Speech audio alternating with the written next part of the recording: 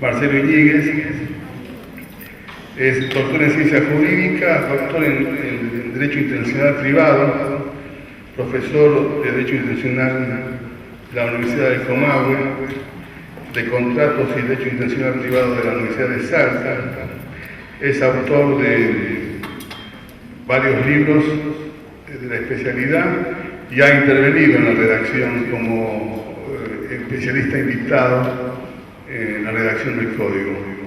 Así que tenemos el honor de escucharlo, de que contar con su presencia, agradecerle que se haya venido y bueno, esperamos que vuelva.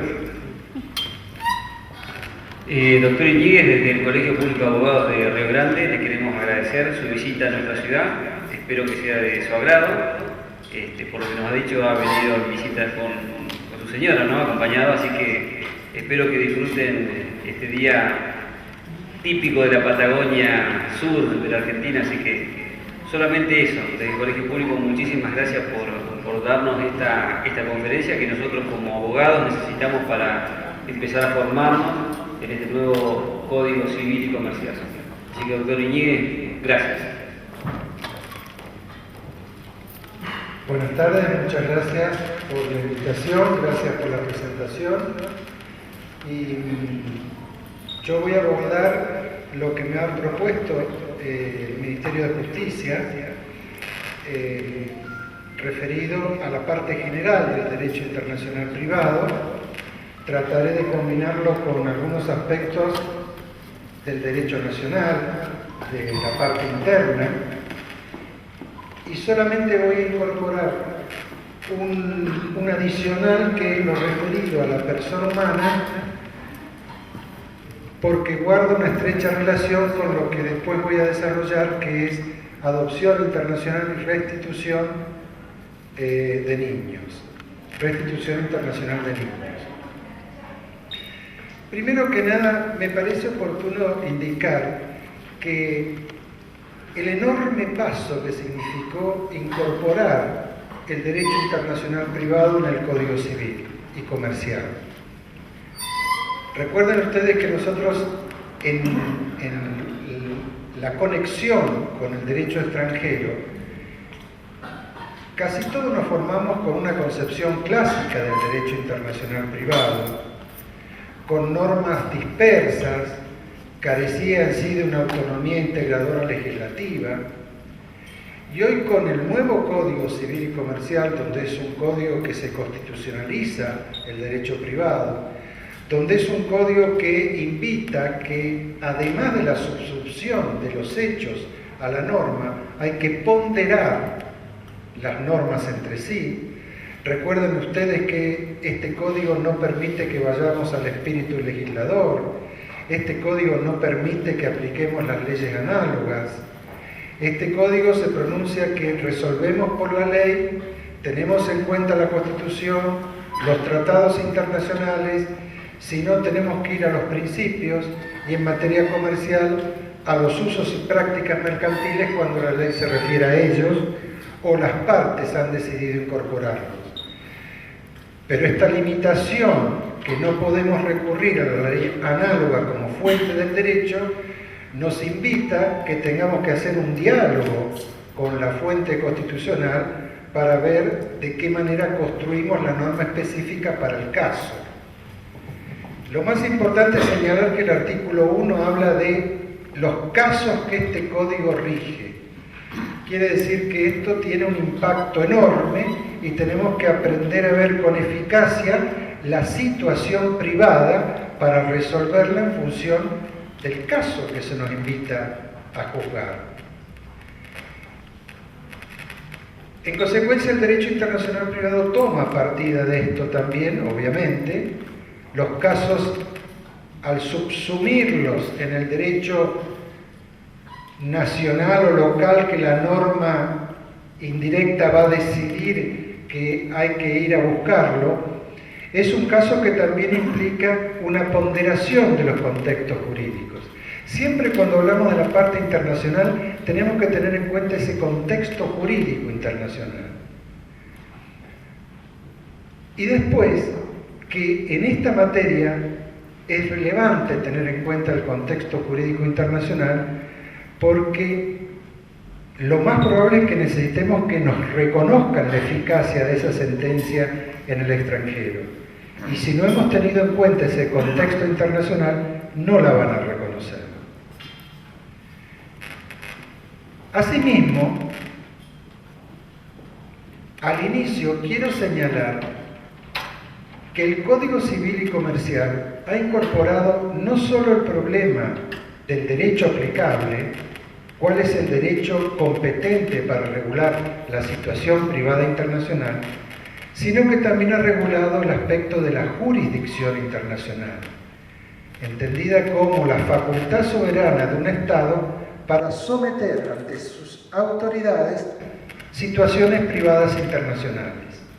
Esas autoridades pueden ser las judiciales o pueden ser las arbitrales, porque el Código incorpora como un contrato al arbitraje y en el derecho internacional privado el arbitraje es un elemento imprescindible en materia comercial, inclusive en aspectos también civiles, que es como lo ha contemplado unas convenciones de la OEA.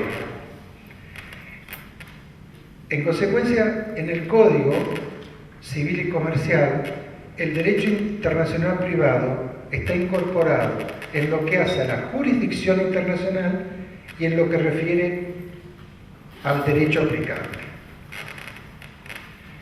Los temas que vamos a abordar es derecho internacional privado, parte general, derecho internacional privado, parte especial,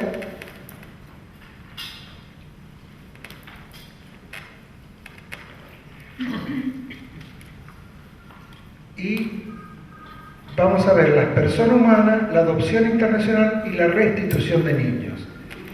Recuerden que el Código Civil y Comercial nuevo tiene un título preliminar que está incorporado en 31 artículos y está dividido en 6 libros. 6 libros. El derecho internacional privado está en el libro 6º, en el título 4º.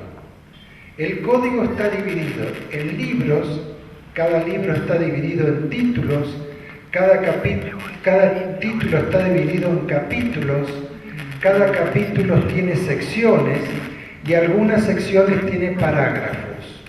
Ese es el método que ha seguido el código. Las disposiciones de derecho internacional privado están en el libro 6º, título 4º, que el título primero refiere a prescripción y caducidad, el título segundo refiere a privilegios, el título tercero refiere a derecho de retención y el título cuarto refiere a las disposiciones de derecho internacional privado, que a su vez está dividido en 3 capítulos. El primer capítulo de disposiciones generales de derecho internacional privado, el segundo de jurisdicción internacional y el tercero de la parte especial de derecho internacional privado en 16 secciones. El derecho internacional privado clásico era muy rudimentario, trataba de cuestiones de parte general y el resto no había una clasificación exhaustiva de los institutos. Precisamente con el desarrollo, con los vínculos internacionales, yo me acuerdo cuando yo era chico y alguien viajaba a Europa o viajaba a Estados Unidos, todos los mirábamos en el barrio. Era alguien excepcional que tuviera una conexión internacional. O en esta materia, que alguien estuviera un tema de derecho internacional privado era un tipo de mucho dinero, era un bohemio, generalmente artistas, pero a nosotros no se nos ocurría estos desplazamientos por razones laborales, este turismo, toda esta conexión, la globalización que hay hoy, tanto en factores productivos como afectivos. Piensen ustedes la multiplicidad que hay en el derecho internacional privado. Piensen ustedes en Europa, una Europa absolutamente compartida. En Alemania hay jueces especiales de derecho internacional privado. Piensen ustedes en aquellos países que tienen sistemas legislativos muy fuertes, muy acentuados, como es en Estados Unidos. Los yanquis son especialistas en tema de derecho internacional privado porque el derecho de Nueva York no es igual al derecho de Illinois. Entonces los tipos permanentemente saben cómo aplicar, cómo extraterritorializar derechos. Los catalanes en España son espléndidos porque ellos tienen su derecho foral. En Alemania tienen los Länder, ellos también tienen un derecho foral. En Gran Bretaña, con Escocia, Gales, Inglaterra, Irlanda, nosotros no tenemos eso. Nosotros siempre hemos estado atrapados que el Estado Nacional dicta un código único para todo el país, pero esto no es lo común. Es una modalidad en la cual se ha conformado nuestro ordenamiento jurídico.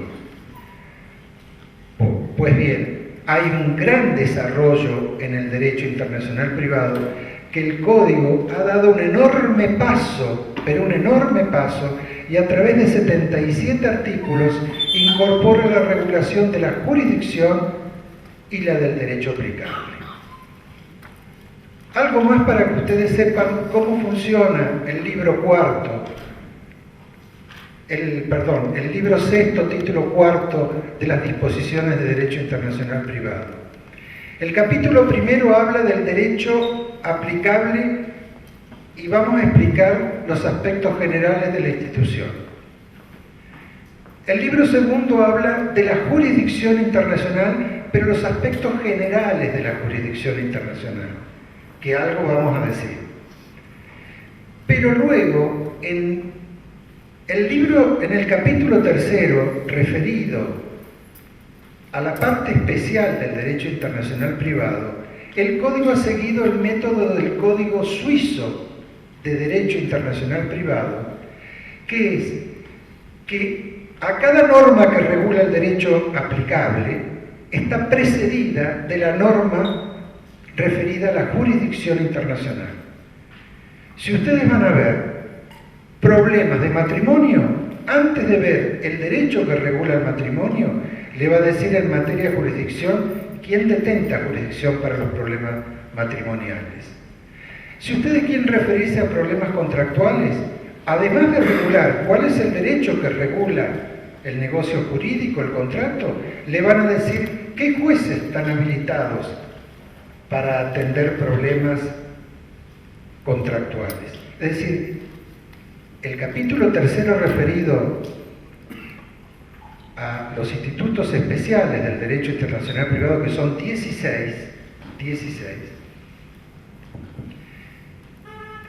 se ha unificado o se ha armonizado la jurisdicción y el derecho aplicable al instituto, como una modalidad de hacer más eficiente y más claro el Código Civil.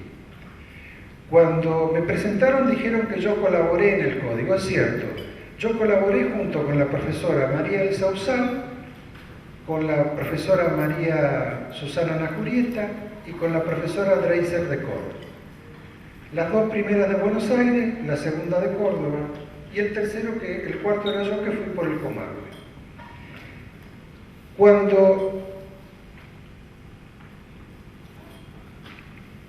se trataban los aspectos de cómo abordar, la comisión integrada yo suelo decir que estaba integrada por 4 miembros. Es cierto que es la doctora Ida Kemmelmacher, es el doctor Ricardo Lorenzetti y la doctora Hayton. Pero hay un cuarto miembro que se llama doctor Federico de Lorenzo, que era el secretario de la comisión. Y es para rendirle un homenaje donde yo voy, le rindo un homenaje a Federico de Lorenzo. Porque lo que ha trabajado Federico para hacer posible el funcionamiento de este código es enorme. Es enorme. Bueno, dentro de las primeras directivas que nos dieron, era el lenguaje que se utilizaba y el texto, los textos que iban a incorporarse en la norma. Nos pedían lenguajes absolutamente accesibles.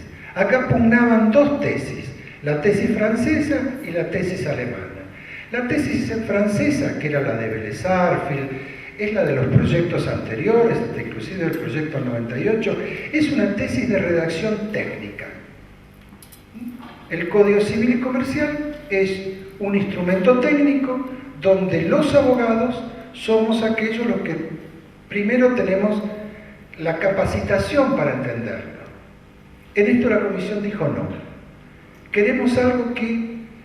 La otra tesis, la tesis alemana, que yo me acuerdo que Mosè Turraspe siempre da el ejemplo que los alemanes permiten que vaya un señor y le diga, don Otto, al carnicero, léame esto, usted que interpreta. Y no podemos tener una interpretación distinta a la generalidad de la gente, porque esto es para la gente, no es para los técnicos.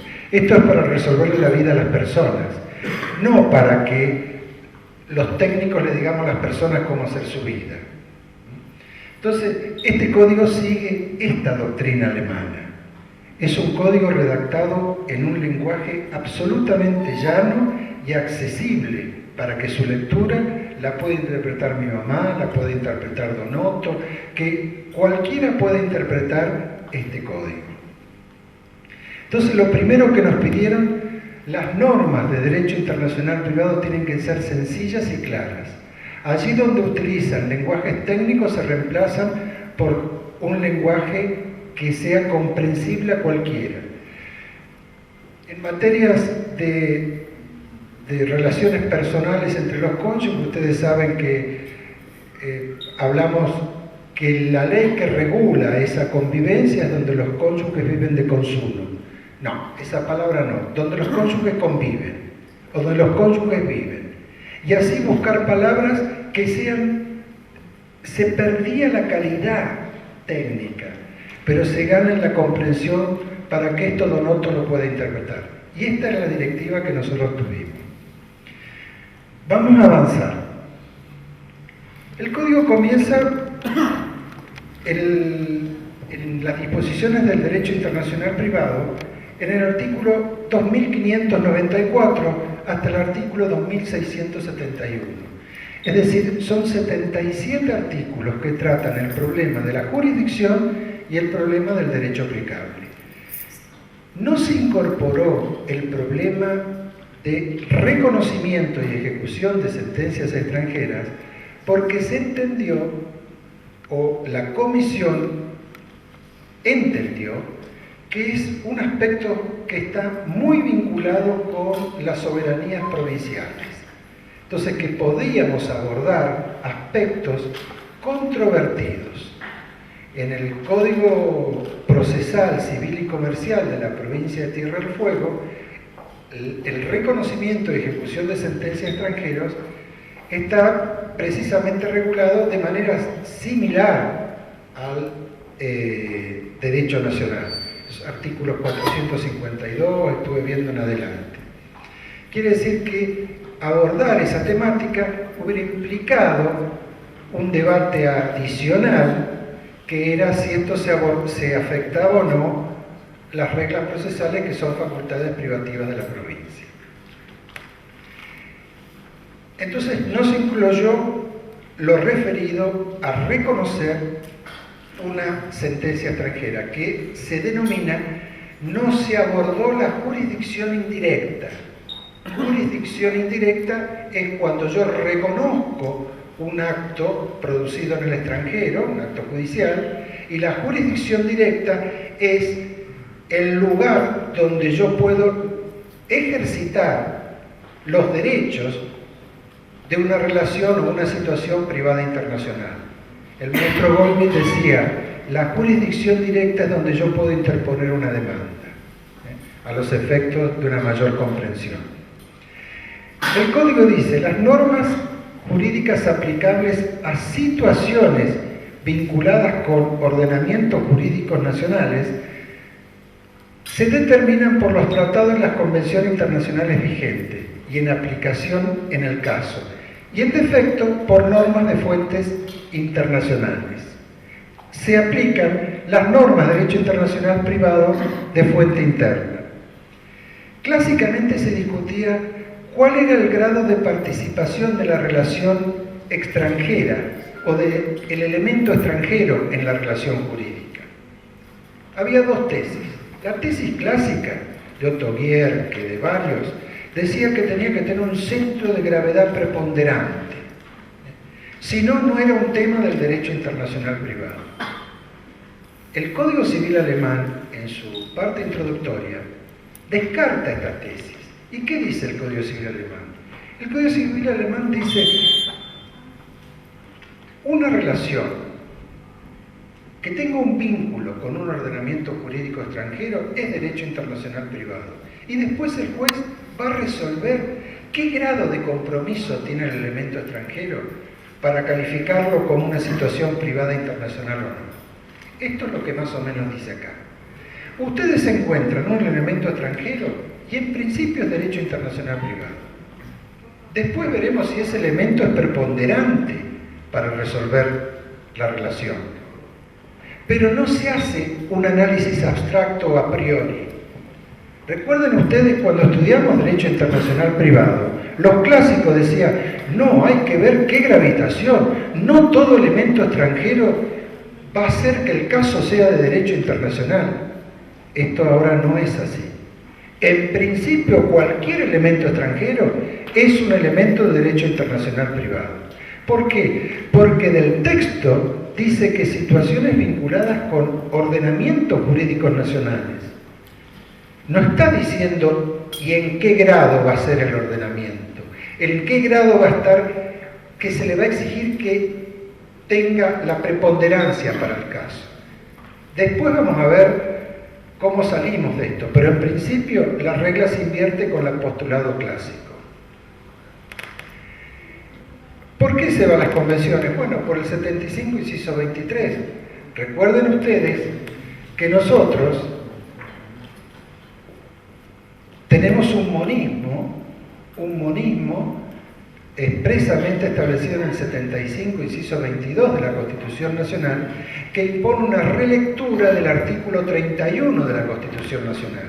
El artículo 31 dice, esta Constitución, las leyes que en su consecuencia se dicten y los tratados con las potencias extranjeras son ley suprema de la nación. La teoría clásica, siguiendo un orden textual, decía, primero viene la Constitución, después las leyes y después los tratados. Entonces, una ley podía derogar a un tratado. Los que nos formamos en mi generación decíamos, teníamos un monismo relativo, un monismo moderado, un monismo moderado. Bueno, esto ha cambiado. El 75, inciso 22, impone que el 31 lo leamos así. Esta Constitución, los tratados y las leyes que se dicten como consecuencia de la Constitución son ley suprema de la nación. Es una relectura del artículo 31. Y esto es lo que se ha seguido acá. Se ha seguido que la fuente en primer orden es la fuente internacional. Veremos si hay un tratado que regule la situación privada. Y si no hay tratado, vamos a ir a las disposiciones de derecho internacional privado que están consignadas en el título cuarto del libro sexto del Código Civil y Comercial. Quiere decir que hoy lo que vamos a hablar acá es en defecto de tratados internacionales. Vamos a hablar de estos 77 artículos. Recuerden ustedes la prevalencia del derecho internacional en este monismo y dualismo, el dualismo de Triepel, de Ancilotti, que ellos sostenían que el derecho internacional es un derecho que regula las relaciones entre los estados únicamente, y después cada estado va a decidir si quiere que se regule internamente. Kelsen le decía, pero ¿cómo puede ser que el estado se obligue a algo que no se lo pueden aplicar a sus ciudadanos? Esto es duplicar los ordenamientos jurídicos cuando no están duplicados. Por lo tanto, hay un solo ordenamiento jurídico y yo adherir a un tratado me implica que tenga vigencia en el ámbito interno. ¿Cómo se resolvía esto? Macanudo, hay monismo, que es lo que decía la Constitución de 1853, pero la prevalencia entre uno y otro es por la ley posterior. Si hay una ley posterior, me deroga la anterior y el tratado es una ley y la derogo. Que esto es lo que sigue Brasil. Nosotros lo reinvertimos en el artículo 75, inciso 22. A su vez, las normas que nos vamos a encontrar en el ámbito interno son tres tipos de normas. La norma indirecta o de conflicto, la norma directa o material y la norma imperativa o la norma de policía. Tres tipos de normas. En el derecho internacional clásico, decía el derecho internacional privado tiene un solo tipo de normas, que es la norma indirecta. Y si ven ustedes la obra de Gollmich, la obra de Vico, la obra de Romero del Prado, por citarles algunos clásicos del derecho internacional privado argentino, van a ver que la única norma es la norma indirecta, o la norma de conflicto, o la norma, también se conoce de tráfico externo. Esa es la única norma, es decir, una norma que tiene una particularidad que por medio de un elemento técnico, punto de conexión, me señala cuál es el derecho nacional que va a regular una situación privada. Ese era el funcionamiento que tenía. Precisamente con el desarrollo y nueva concepción del derecho internacional privado por la movilización social es que se incorpora un nuevo tipo de norma que es una norma directa, una norma que fundamentalmente está en los tratados internacionales. Vean ustedes la Convención de Naciones Unidas celebrada en Viena de compra-venta internacional de mercadería, es una convención que regula todos los aspectos de la compra-venta. Y de manera directa dice qué es oferta, qué es consentimiento, cuándo se accede al consentimiento, qué efectos produce el incumplimiento. Son todas normas directas, normas materiales que resuelven la cuestión. El Código también ha incorporado ahora normas directas. Antes clásicamente se solía decir que una norma directa, por ejemplo, es la del 124 de la Ley de Sociedades. Esa ley dice, si una sociedad extranjera tiene en el país su administración o la sede principal de los negocios, es una sociedad nacional. Ven que la solución la norma la brinda directamente, no indica qué derecho me va a decir si es nacional o extranjera. Entonces, el segundo tipo de normas que agrega el Código es la norma directa. Y por último agrega la norma internacionalmente imperativa.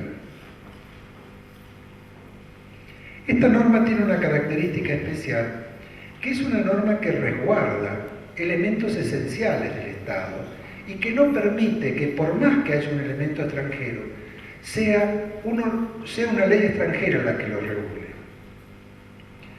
Siempre se suele decir que esa norma es aquella que prohíbe la propiedad de extranjeros en zonas de seguridad o áreas de frontera, que no les permite acceder al dominio, inclusive a la locación, y que va cambiando si el extranjero es de un país limítrofe o el extranjero es de un país no limítrofe.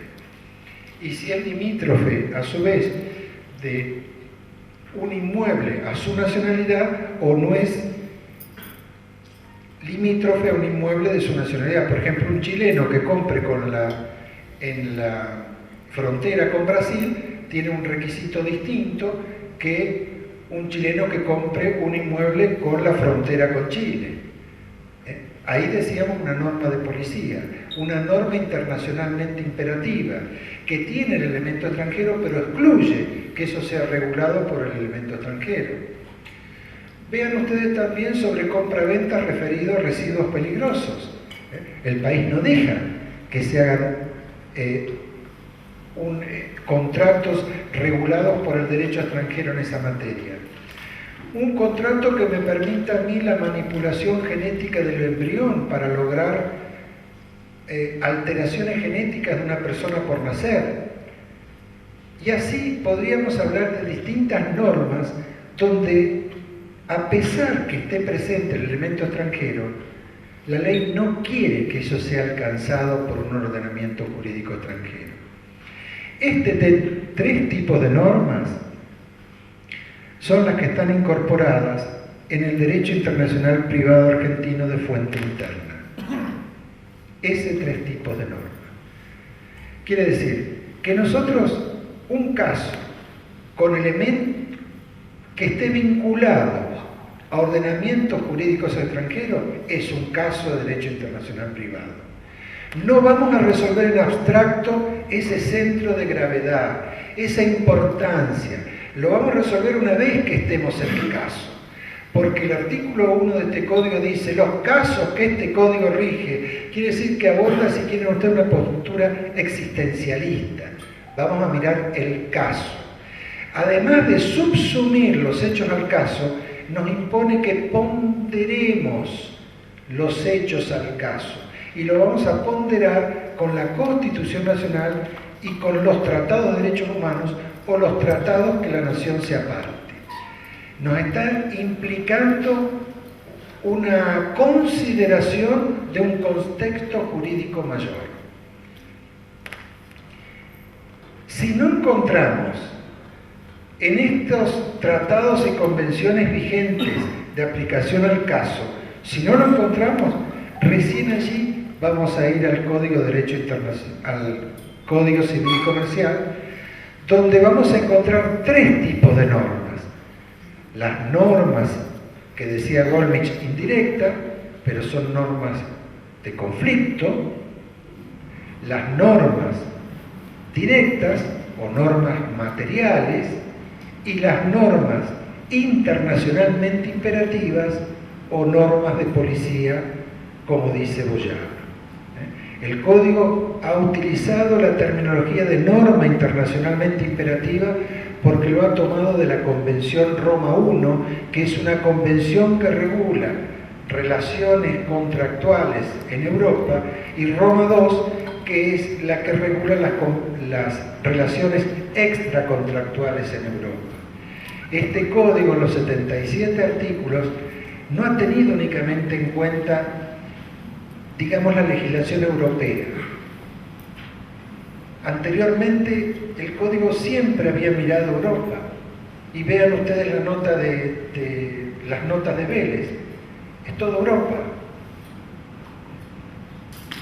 Por más que haya tomado muy en cuenta como fuente inspiradora a ese gran jurista que fue Augusto Teixeira de Freitas, y que lo siguió muchísimo, y solamente lo citó en 5 notas, porque estábamos en guerra con Brasil, y Vélez evidentemente no quería hacerlo aparecer mucho.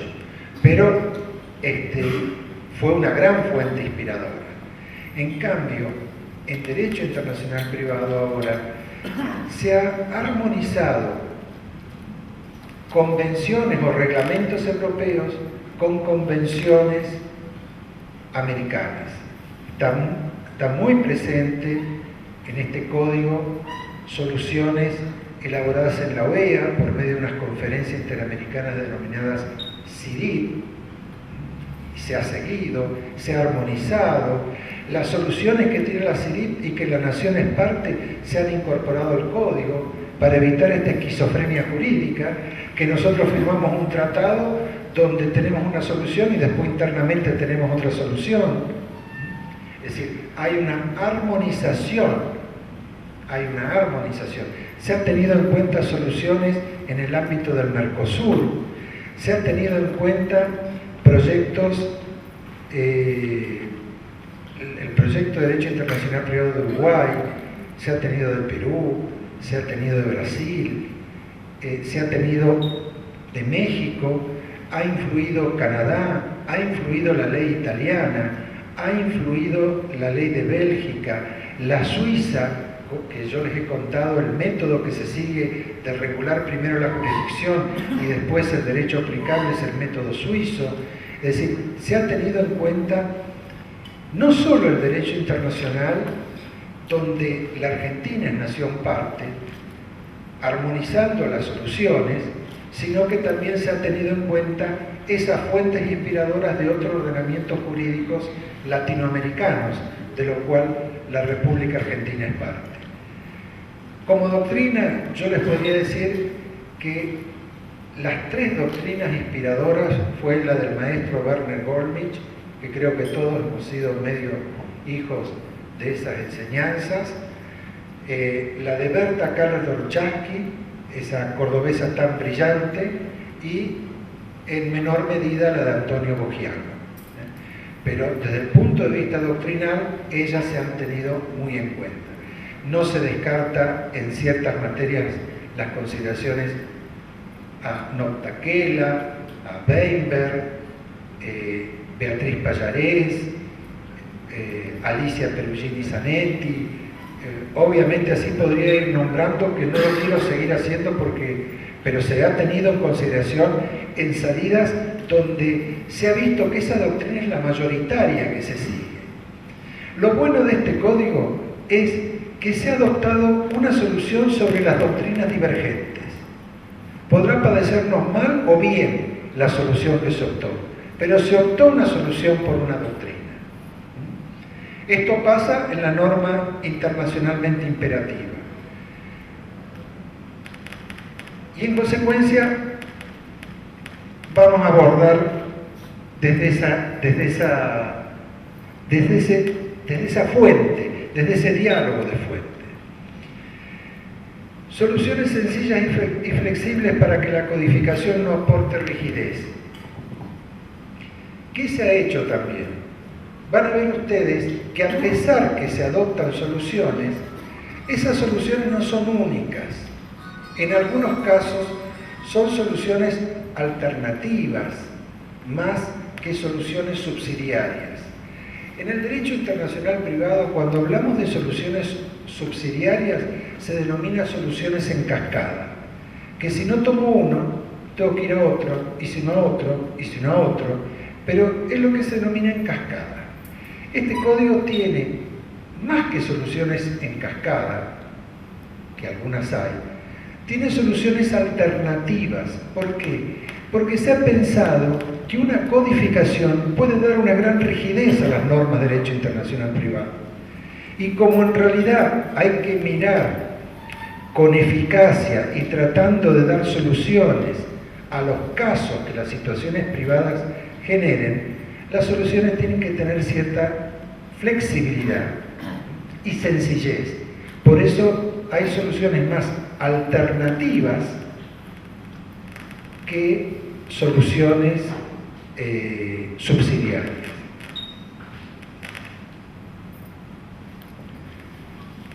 En segundo lugar, aborda directamente cómo aplicamos el derecho extranjero. Yo solamente para recordarles, esta es la única finalidad. Un caso con elementos extranjeros o una situación privada internacional, lo que tiene en cuenta, o lo que se debe tener en cuenta, en definitiva, es qué derecho nacional la va a regular, qué derecho local la va a resolver. Por lo tanto, el código comienza abordando cómo vamos a aplicar ese derecho nacional. El punto de partida, y esto le está reflejando a ustedes el cambio y la técnica que tiene el código, el punto de partida es cómo vamos a aplicar el derecho extranjero. Si estamos de acuerdo que es una norma indirecta, que esa norma indirecta tiene un punto de conexión, que ese punto de conexión me va a indicar con un elemento técnico cuál es el derecho local que va a regular la situación. Estoy de acuerdo. Entonces vamos a ver cómo aplico ese derecho extranjero. Y esto es lo que aquí se aborda. Dice, el juez establece su contenido y está obligado a interpretarlo, como lo harían los jueces del Estado al que ese derecho pertenece, sin perjuicio de que las partes puedan alegar y probar la existencia de la ley extranjera. Si el contenido del derecho extranjero no puede ser establecido, se aplica el derecho argentino. En la provincia de Tierra del Fuego hay un artículo que dice, el juez siempre debe aplicar el derecho nacional o extranjero. Le impone una obligación al juez que lo debe hacer.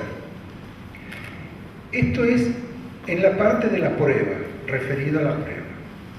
Es una novedad y es una norma de avanzada, porque en el resto del país la consideración del derecho extranjero es que era una carga que debía asumir la parte, que lo debía alegar y probar.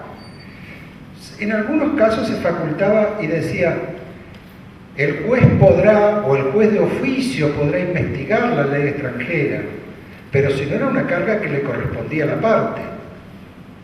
Le hacían asumir, si quieren ustedes, el costo económico de hacerlo a la parte. Al juez había que llevarle más como un elemento de prueba. Ustedes acá no tienen esa solución. Se exime la parte de probar porque se le impone al juez que es a cargo de él la prueba de la ley nacional o extranjera. Pero eso es una excepción. Lo regular era que el derecho extranjero es un hecho que debe probarlo la parte y que derecho es únicamente cuando surge de un tratado internacional. Pero si no surge de un tratado internacional donde es derecho, cuando voy a buscar una legislación nacional es un hecho que es la parte la que tiene la obligación de traerle los elementos de prueba al juez. En el código lo que establece es que el contenido lo tiene que establecer el juez y está obligado a interpretarlo como lo harían los jueces del Estado que ese derecho pertenece. Esto es lo que se conoce en nuestro país como la teoría del uso jurídico. Yo hago un uso jurídico del derecho extranjero para resolver la situación privada internacional. Y tengo que emitir una sentencia con el mayor grado probable de verisimilitud que dictaría el juez titular de ese derecho extranjero. Por lo tanto, no solamente tengo que tener en cuenta el texto de la ley extranjera, sino la jurisprudencia extranjera aplicable a ese texto y la doctrina extranjera. Tengo que tratar de imitar la probable sentencia del juez que sea del lugar del derecho que yo estoy aplicando. Los españoles no la llaman la teoría del derecho del uso jurídico, la llaman la teoría integral del derecho extranjero. Le han cambiado el nombre, pero es exactamente lo mismo que nosotros estamos abordando acá. La norma dispone que establece cuál es la ley extranjera y le fija el contenido, pero ese contenido no se lo fija citando a Borda, a Llambías, no. Ese contenido se lo fija fijando a la jurisprudencia extranjera y a la doctrina extranjera, porque la tarea del juez acá es, decía Goldmich, la de un fotógrafo. Lo que tiene que hacer es limitarse a fotografiar lo que dice el extranjero. ¿Y eso cuándo se produce? En el derecho internacional privado, la norma indirecta que yo hice mención que contiene este código pueden ser de dos especies. Pueden ser bilaterales o normas unilaterales. La norma directa unilateral es aquella norma de derecho internacional privado que ordena aplicar el derecho nacional, el derecho del juez, el derecho del foro. Esa norma unilateral Goldmich la llamaba norma cierta, porque un juez que tuviese que aplicar su propio derecho para él es un derecho cierto, y aquí no hay problema.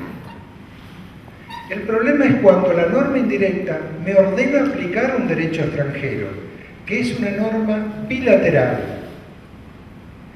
Y a esta norma Goldmich la llamaba norma problemática, porque siempre es un problema aplicar el derecho extranjero.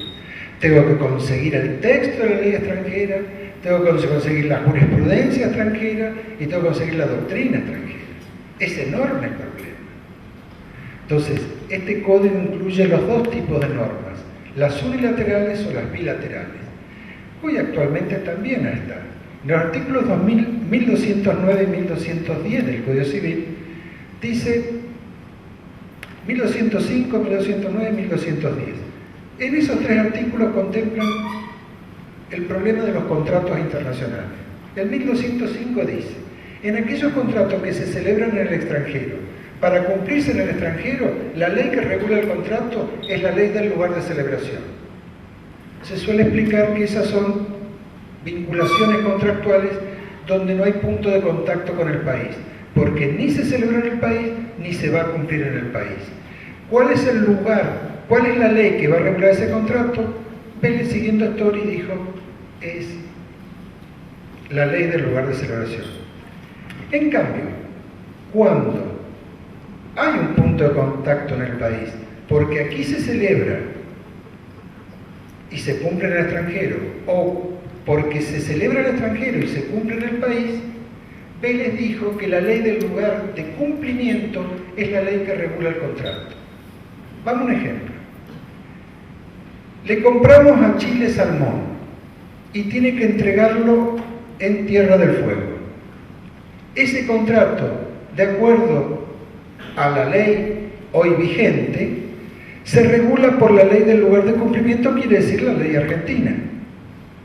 Esa es una norma unilateral o cierta. Si la tiene un juez de Tierra del Fuego, no tiene problema, aplica la ley argentina. Es un caso de derecho internacional privado, pero no me complico. Ahora, si viene el chileno y acá compra una mercadería y la lleva a Chile y debe ser entregada en Chile, ese contrato se cumple en Chile. Por lo tanto, por la ley hoy vigente, yo tengo que aplicar derecho chileno. Y para resolver el caso, no solamente voy a aplicar el texto del Código de Comercio chileno, sino que voy a tener que aplicar la jurisprudencia chilena y la doctrina chilena. Entonces, esa es una norma bilateral o problemática. También se incluye, cuando yo establezco el contenido, en función, lo voy a establecer el contenido cuando la norma es bilateral. Ni me voy a preocupar cuando la norma es unilateral. Pero sigue siendo un caso de derecho internacional privado. Es muy importante tener esto en cuenta, que no importa que el derecho que se aplique no sea el extranjero, sigue siendo un caso de derecho internacional privado, porque los contextos son internacionales, aunque se regulen. Hay veces que yo tengo en cuenta el derecho extranjero para aplicarlo, y hay veces que yo tengo que aplicar íntegramente el derecho extranjero. Ustedes pueden encontrarse con un matrimonio que se celebró en Chile y se va a divorciar en el país. Ustedes tienen que tener en cuenta el derecho chileno, que es lo que se conocía clásicamente como el problema de la cuestión previa. Yo primero tengo que decidir si hay matrimonio en Chile, pero lo tengo solamente en cuenta, aunque hoy divorcie por derecho argentino. Y voy a tener en cuenta no solamente para determinar si hay matrimonio, sino por los efectos patrimoniales, que en Chile pudieron haber optado un régimen de separación, cuando aquí no había la posibilidad de haber optado por un régimen de separación. Entonces, estas son las consideraciones que yo tengo que tener cuando abordo la norma bilateral o unilateral y si hago una aplicación integral o en consideración al derecho extranjero, si lo aplico integralmente o solamente lo tengo en consideración. Insisto, todos los que hemos estudiado en mi época y después, el problema de la norma indirecta. La norma indirecta tiene aspectos positivos y aspectos negativos. Los aspectos positivos, la norma indirecta tiene un tipo legal, un punto de conexión y una consecuencia jurídica. El tipo legal tiene aspectos positivos y aspectos negativos. Los aspectos positivos del tipo legal es las calificaciones, la cuestión previa y la adaptación. El tipo negativo del tipo legal, el aspecto negativo del tipo legal es el fraude a la ley. Y así veíamos la estructura de la norma. Hoy hemos cambiado. Obviamente podemos dar esa estructura a la norma, pero no tenemos en cuenta esa estructura. Estamos hablando de un derecho ya integrado en el derecho internacional privado, una concepción moderna que es la que ha abordado este código. Yo voy a hablar 5 minutos más, termino esto acá y acá paramos, porque me parece que es preferible ir haciendo avances cortos que se toman 10 minutos y volvemos. Muy bien. Después, el código no aborda la teoría de las calificaciones. Las calificaciones se tenían en cuenta en la norma bilateral. ¿Por qué?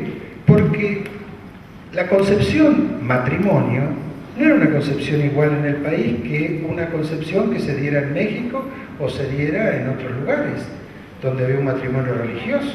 Teníamos que calificarlo, eso no matrimonio.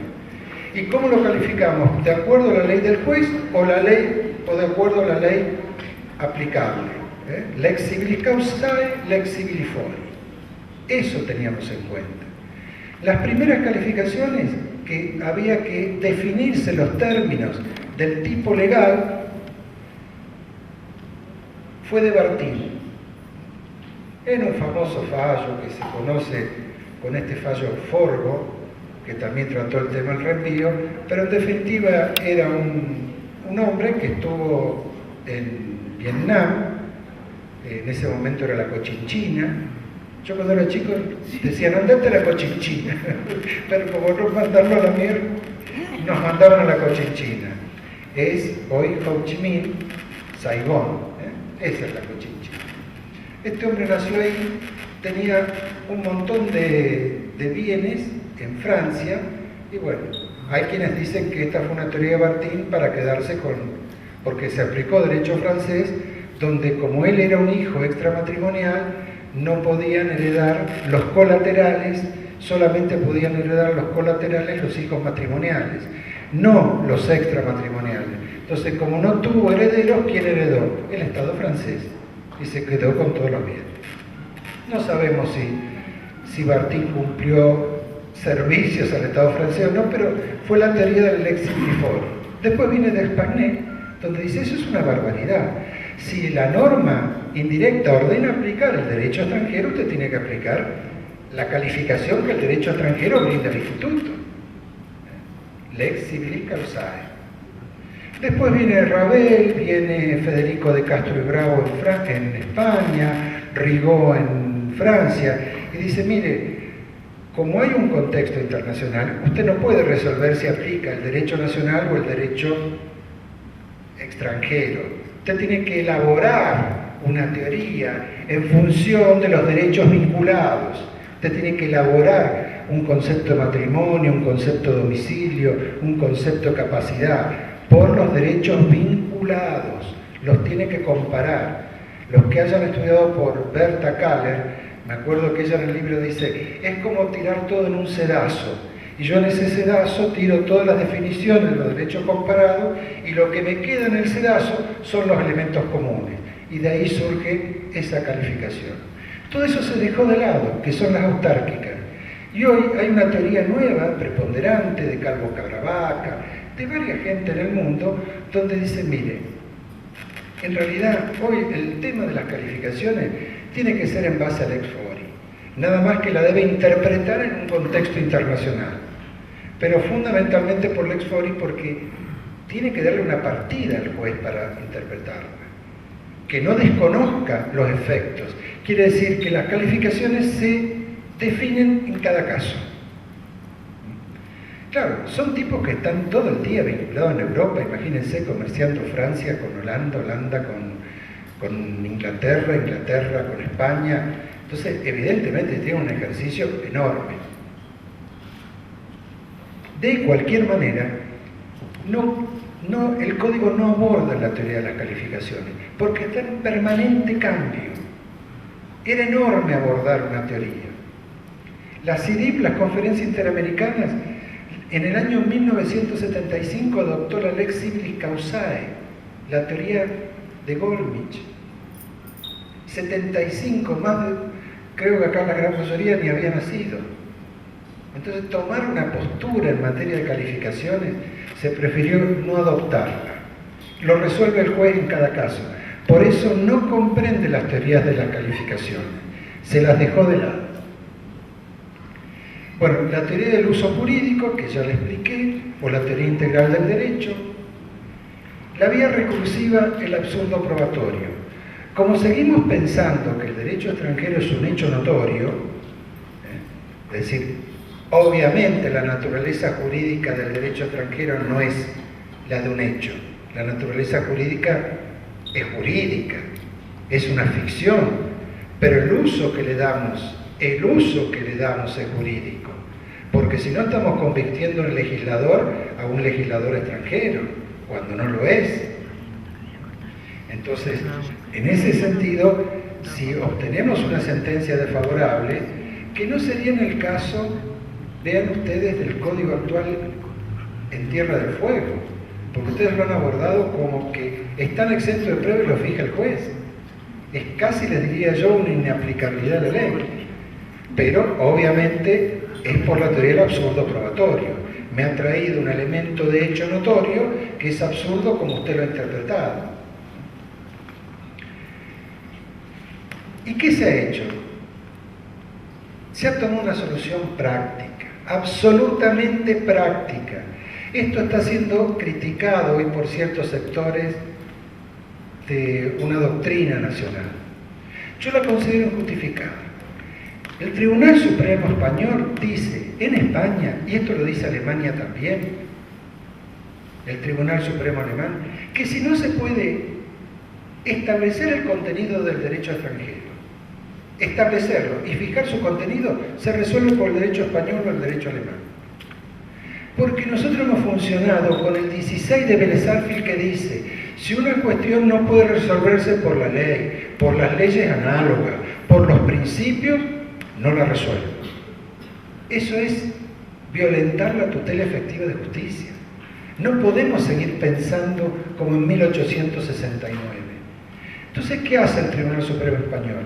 El Tribunal Supremo Español antes venía diciendo que había varias soluciones, pero en las sentencias del año 2004, 2006, 2007, la última del 30 de abril del 2008, vuelve a ratificar que dice, si no se puede establecer el derecho extranjero y fijar su contenido, se resuelve por derecho español.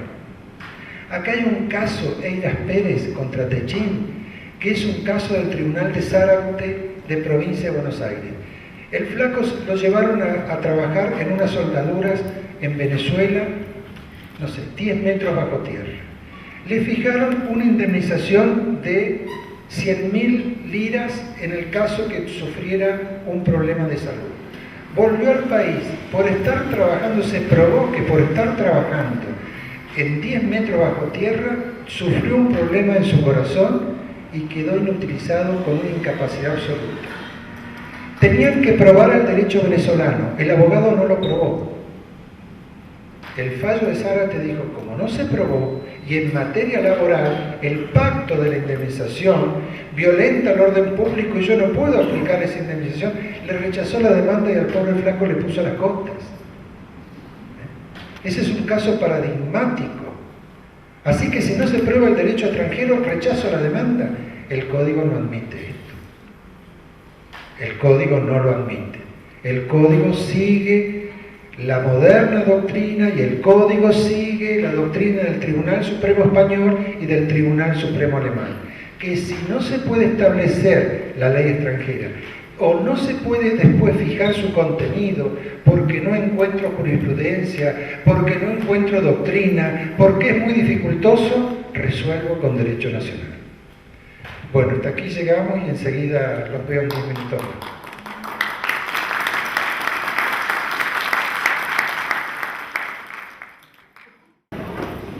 Hemos dicho que en el Código se ha establecido un sistema de normas de derecho internacional privado donde las soluciones deben ser sencillas y flexibles para que la codificación no aporte rigidez.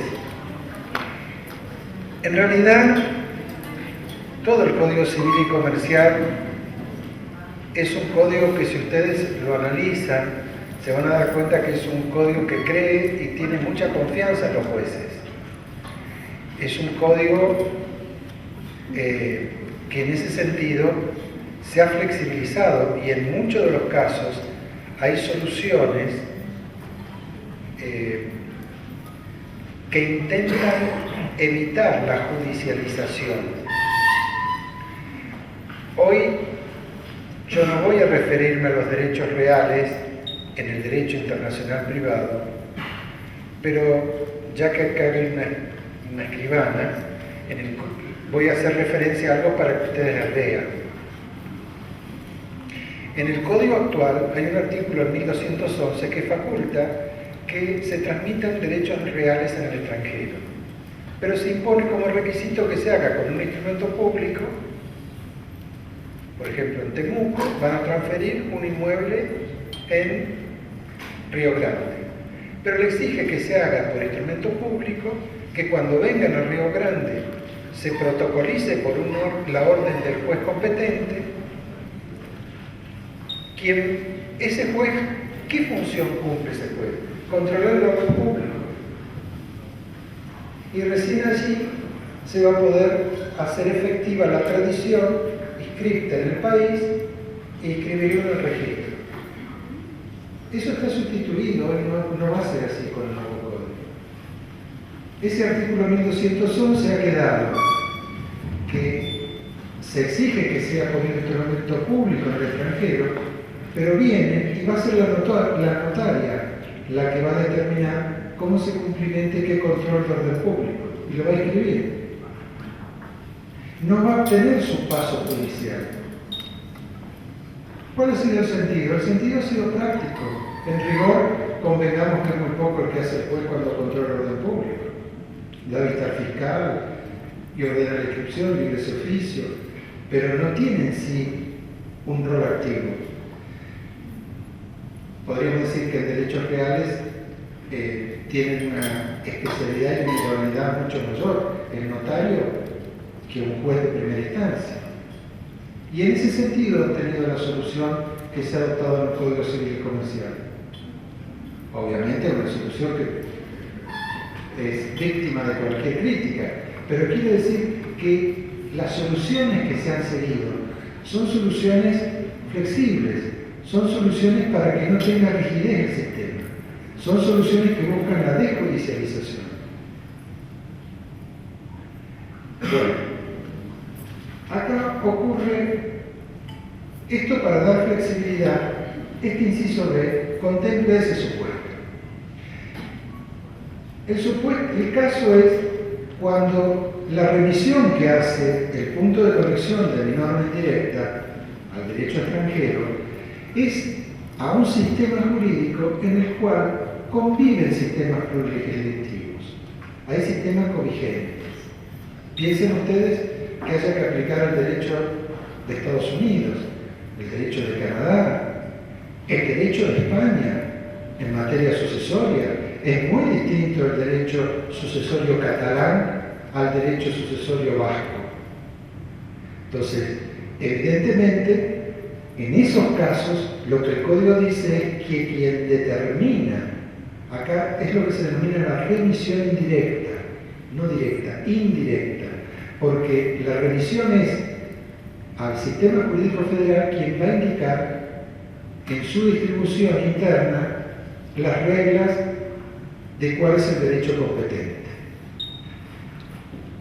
Y en este caso, también en el supuesto que se sucedan varios ordenamientos jurídicos. Piensen ustedes en el artículo 7 del Código Civil y Comercial actual, un artículo 7 que está generando un debate. Hoy se puede ver un debate que está participando Jürgen Vaz, López Mesa en una acordada que han dictado en Trelew, la doctora Aida Kemmelmacher de Carlucci, Rivera. ¿Por qué? Porque el artículo 7 del Código Civil establece que este código comienza a regular todas las relaciones jurídicas y situaciones jurídicas que no estén agotadas, que es la tesis de Rouvier. Rouvier era un jurista francés que escribió en el año 32 2 tomos que estaba referido a esta teoría de los derechos adquiridos. Beres-Alfil siguió la teoría de los derechos adquiridos. Fue la tesis posterior de Savigny. Que una nueva ley únicamente iba a regular todo aquello que no constituyera un derecho adquirido. La tesis de Savigny fue que si hay una ley que a mí me perjudica y viene otra ley que a mí me beneficia, es que el Estado reconoce que la antigua ley era injusta. Yo puedo usar la nueva ley. En cambio, Si esa ley a mí me beneficia y el Estado la cambió, bueno, el Estado no puede perjudicarme mi derecho individual. Esta fue la tesis doctoral de él, y es la teoría de los derechos adquiridos. Vélez se enamoró, y así la incorporó en el artículo 3 del Código Civil. Savigny estuvo muy presente en ese sistema de derecho romano actual en Vélez Arfield. Pero después vino Rouvier, y fue que en el año 30 saca 2 tomos así de grandes, donde él empieza a verificar una serie de situaciones. Y hablaba del derecho no votado, y la tesis de que siempre una nueva ley debía interpretarse como un derecho mejor. Controvierte a Savigny, dice, no, el derecho anterior es un derecho que puede ser mejor individualmente porque el derecho tiene fines sociales, por lo tanto no puede hacerse tanto egoísmo como para decir, yo lo tengo. Solamente aquello que está consumado, que está agotado, pero todo lo que subsiste en la nueva ley lo tiene que alcanzar. Esa tesis de Rouvier. Después saca otro en el año 60, ya no son 2 tomos, saca un solo tomo, porque lo de Rouvier se impregnó en el Código Civil brasilero, en el Código italiano del 42. Rouvier con su tesis conquistó a todos, que no es la teoría de los derechos adquiridos, sino que la nueva ley regula las relaciones no agotadas, o lo que se denomina donde no hay consumo jurídico. Todo lo no agotado rige la nueva ley. Saca una nueva obra de un tomo, donde ya no era tanto convencer, sino ir a situaciones precisas. Rouvier era muy amigo de Borda. Y Borda lo incorpora en el Congreso de Derechos Civiles, el Congreso de Derechos Civiles 61 en Córdoba, donde fue Mosito Gaspe con su pacto comisorio, tantos juristas que llegaron ahí, y el relator de la comisión, cuando tratan, era Espota. Que Espota estaba de acuerdo con Borda, pero él quería llegar también a los efectos de los contratos en curso de ejecución. Borda decía, no vamos a los contratos en curso de ejecución, porque eso va a ser algo inagotable de pleitos. Lo convenció y esa posición de Espota, cuando él era redactor de la comisión, la retira y aprueba la tesis de que regula todo aquello que no esté agotado. Eso es el artículo 3 reformado por la 17711. Para afirmar que regula todo lo no agotado, se coloca el adverbio aún, como para que no haya dudas. El código sigue esa tesis. Se ha excluido la palabra del texto aún, porque se entiende que en aquel momento podía ser necesario reafirmar la tesis de Rouvier, porque era una tesis, piensen ustedes en 68, era una tesis que al país estaba ingresando en el año 61, de la mano de todos estos juristas, pero hoy no hay duda. Entonces, vean ustedes qué puede ocurrir en la aplicación de la ley, en una revisión que el extranjero haga al país, ya no a la ley de sistemas plurilegislativos que convivan. Gran Bretaña piensa en que convive Gales, Escocia, Irlanda e Inglaterra. En España, en Canadá, es decir, tenemos muchos vínculos que nos unen. Entonces, en ese caso, consultamos al derecho. Y también en el ámbito temporal, porque a partir del 1 de agosto nuestro derecho cambia.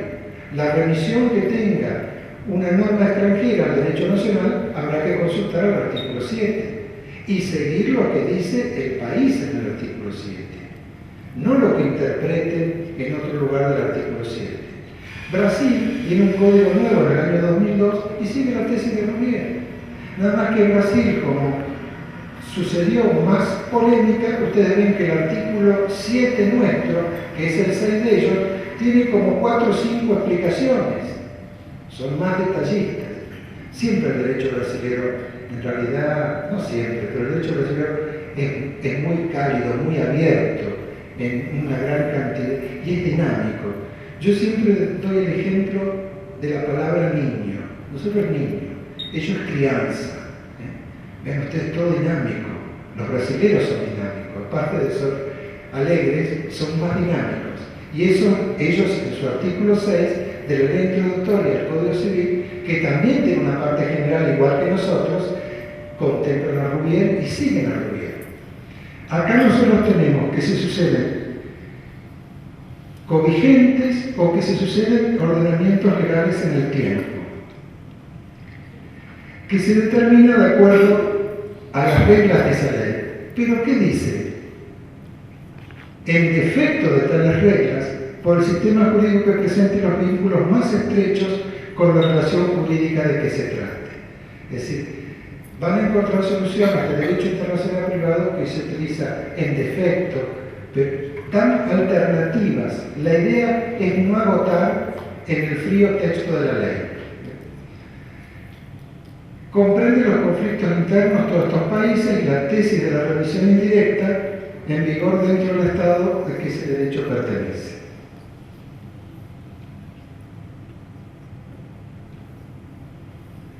Bien, estamos viendo la aplicación del derecho extranjero. Primero lo vamos a aplicar íntegramente por la teoría del uso jurídico, lo vamos a aplicar de acuerdo a la revisión indirecta, y acá, si diversos derechos son aplicables a diferentes aspectos de una misma situación o a diversas relaciones jurídicas comprendidas en un mismo caso, esos derechos deben ser armonizados, procurando realizar las adaptaciones necesarias para respetar las finalidades perseguidas por cada uno de ellos. Esto es seguir una convención interamericana que se denomina CIDIC, que establece una regla que es la adaptación. ¿Qué significa? Vamos a un ejemplo. Un matrimonio celebrado en Inglaterra. En Inglaterra no hay sociedad conyugal, es de separación. Vienen a vivir a la Argentina. ¿Qué pasa? Vienen a vivir a Argentina. En la Argentina fallece el marido, queda viva la mujer. Tenía 3 hijos y ella que ha quedado viva. ¿Cómo distribuimos la herencia? Por el derecho inglés, como no hay sociedad conyugal, reparen ustedes que el sistema sucesorio es muy débil, el sistema sucesorio es muy fuerte. La mujer hereda prácticamente la mitad en Inglaterra. En el derecho argentino, como hay sociedad conyugal, el sistema sucesorio para el cónyuge superviviente es muy débil. Solamente los propios, que participen igual que los hijos. ¿Por qué? Porque es muy fuerte el sistema de la sociedad conyugal. Pero en ambos derechos no se quiere excluir al cónyuge superviviente. A uno se lo mantiene por el reforzamiento de la sociedad conyugal, el régimen patrimonial del matrimonio. Al otro, por el fortalecimiento del sistema sucesorio. Pero ninguno de los dos quiere privarle la mitad al cónyuge. Esto es lo que dice este artículo. Vamos a encontrar que los derechos vinculados son derechos que pueden tener soluciones opuestas, pero miremos la finalidad de ambos derechos. Hay un viejo caso que es del año, creo que 1832, que son las letras de Ténesis, que los que han estudiado Derecho Internacional Privado generalmente nos la hacían estudiar. Fue así, una empresa en Ténesis libró una letra de cambio que recibió una persona como beneficiaria. Esa persona se fue a vivir a Bremen, en Alemania, y la endosó a favor de otra persona, de un titular. Venció esa letra, pasado un tiempo, quería cobrarla, y cuando demandó su cobro, viene el americano y dice: la prescripción en Estados Unidos es un problema procesal, la regulan los códigos de procedimiento, y para la letra, desde el vencimiento, me la tenían que pagar dentro de un año. En Alemania, el aspecto de la pérdida de la acción, perjudicar una acción, no es un problema procesal, es un problema de derecho de fondo, como en nuestro país. Entonces dijo: ¿en qué derecho voy a aplicar? Fue a buscar el derecho de fondo de Ténesis. En el derecho de fondo de Ténesis no encontró una solución. Y vio que en Ténesis era un problema procesal. Fue a buscar el problema de la prescripción procesal en Alemania, donde no había regulación. Entonces concluyó las letras de cambio son imprescriptibles, lo que es un absurdo. La adaptación impide que se haga eso. Lo que hay que buscar es que cuando ambos derechos son contrapuestos, que no coinciden en la solución, pero buscar la finalidad y adaptarlo al caso. Ven ustedes qué flexibilidad que tiene el nuevo Código de Derecho Internacional Privado. Permite nuevas soluciones.